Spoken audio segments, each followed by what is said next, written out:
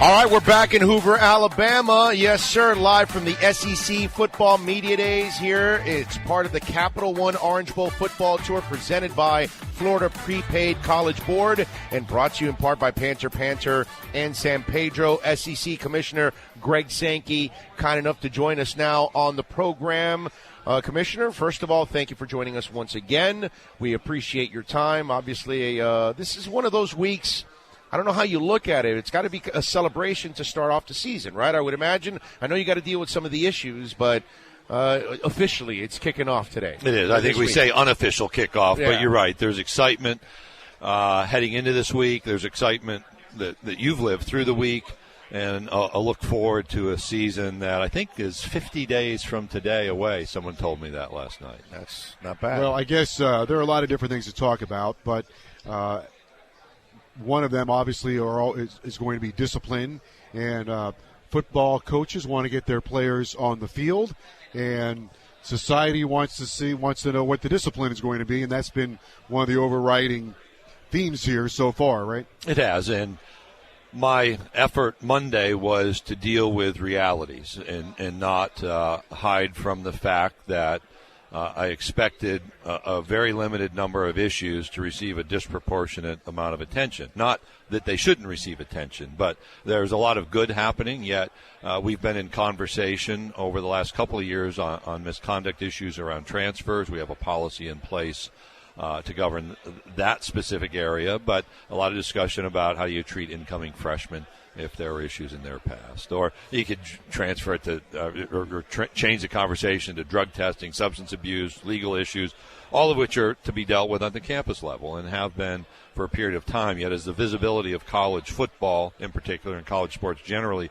grows and grows and grows, these become national stories, not simply local or regional as they may have been in the past. So do you worry that the narrative out there could be that we're selling our souls for football? Because I'm not going to say what Nick's dealing right now with Cam and Hootie, and obviously what Dan Mullen has had to deal with.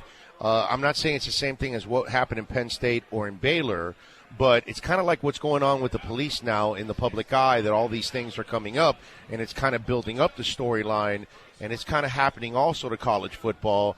Where do we stop it? Where do we say, hey, we've got to put a stop to this? We can't have kids with stolen guns on a campus. I got to tell you, as a father, my daughter's 16, and she is now leaving high school after 10th grade and going to college. So she's actually younger than the average college student. Mm-hmm. And I worry about that. I worry about coaches that will sell their souls and do whatever they have to do in order to win. So, Commissioner Sankey, what can you do about something like that? Well, I think we have to be careful about aggregating everything into one lump sum of issue.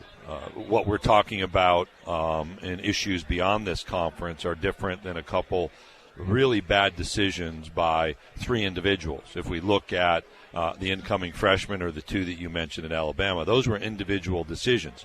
Now it transfers to the football team, and you could argue to a university to say, now what are you going to do from an accountability standpoint? What's interesting is there's not a lot of conversation about how do you help people grow from these experiences.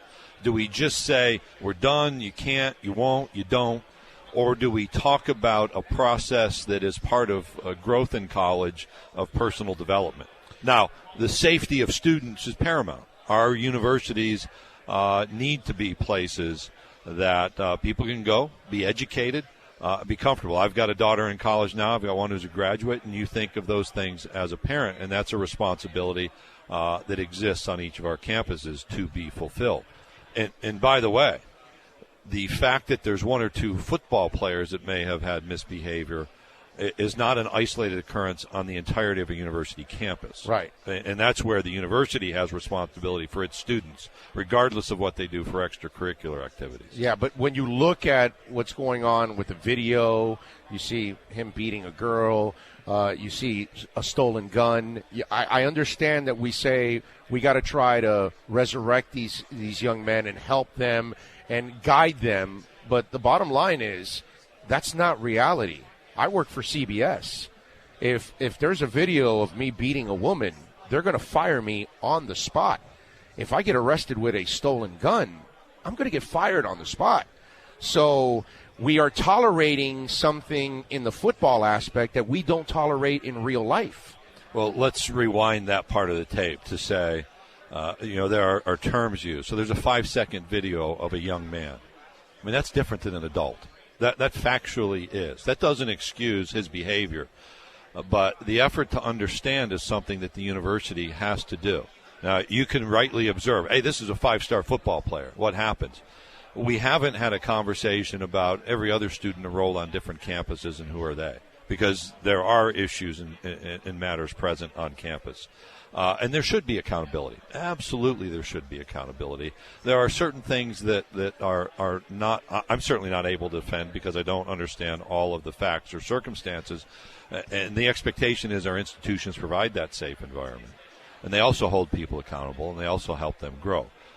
We're talking about a balance point that is a central piece of the challenge. Does a set of bad decisions at some point alter your course of life? Certainly. Absolutely. Now, where is that point of alteration becomes a piece of the conversation. But I think that the central point is there is so much happening on the positive side that the frustration that can develop is we spend so much time talking about 4 or 5 incidents that they completely overshadow, and I think that's what has to inform our conversation. The police is dealing with the same thing nationally. We know most of our cops so are are politics, so is the presidential exactly. election, so is business, so is banking, there's always so a is couple of religion, apples right? Yeah. that ruin it for Absolutely. everybody. I mean, we've seen that across the board culturally. We the SEC could be in our Orange Bowl game. You've had Alabama go to the semifinals the last 2 years. Your view on how the college football playoff has worked, and do you see any expansion in the football playoff?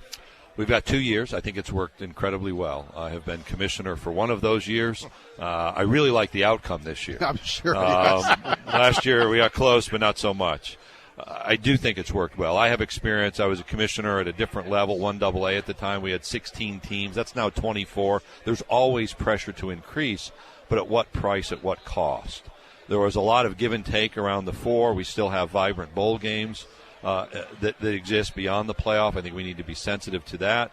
There are dynamics around final exams, around the end of a semester we need to keep in mind. There are dynamics in the television and NFL world that relate to scheduling these games, and I think 4 has been healthy and can continue to be healthy. The one other thing before we let you go, the perhaps the newest thing, more time for the student athletes. Is that something that's going to be in effect? It was discussed, I guess, last week or the week before, where student athletes are going to have more time away from their sports. Our student athletes are very clear that we're talking about time balance. I think the wrong phrase is time demands. Our student athletes are very clear. We had 28 of them in our office over the weekend to say, we understand what we're getting into. We choose to do this. And we also understand there are thousands of people that would love these opportunities. Yet we need to continue to develop a system of oversight of time that hasn't changed in 25 years. And that's what's happening now. And I think you will see change in January, likely effective for the next academic year. This is 2016, so starting in the fall of 17. Commissioner Sankey, thank you very much for the time, and appreciate you putting up with the bullets that we fired here. It's a good conversation. We shouldn't run. And we need to have the conversations that are important, and we need to make sure that we provide the right kind of environment. We teach people, we hold them accountable, and we overcome some of the small number of missteps so that we can focus on the greater good that's taking place every day. Thank you, Commissioner. Appreciate it. Thank you. You got it. Commissioner Greg Sankey, of course, from the SEC, joining us here on the program. Appreciate his time.